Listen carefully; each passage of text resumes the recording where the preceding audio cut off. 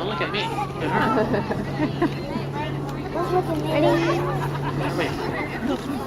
And there she goes. She's got a massive wingspan. But it's kind of weird to think that a bird like this would kill a skunk. We think that's disgusting. But for this bird, she would love to catch a skunk. It's disgusting to us because we know what skunks smell like. Skunks spray, and then they smell disgusting.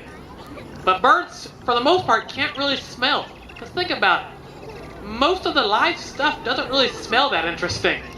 You know, a live rat doesn't really make that much of a smell. A live possum doesn't really smell too much. But vultures can smell, because dead animals smell really bad after a couple weeks rotting out in the sun.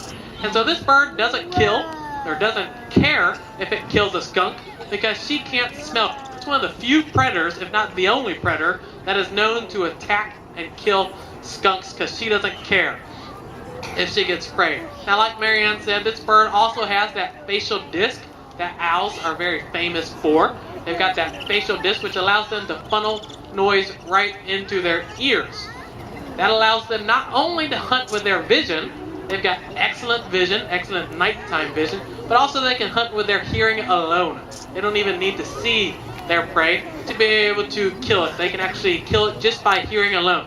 If you look at this bird's eyes, her eyes are extremely large, especially compared to her body size. If we had eyes the size of hers compared to our body size, we'd have eyes about the size of a baseball. So we'd have massive eyes, but we'd be able to see really well at nighttime. What they do is they use all that eye. They use those huge eyes to take in all the small amounts of light that are out there at nighttime and amplify it. So think about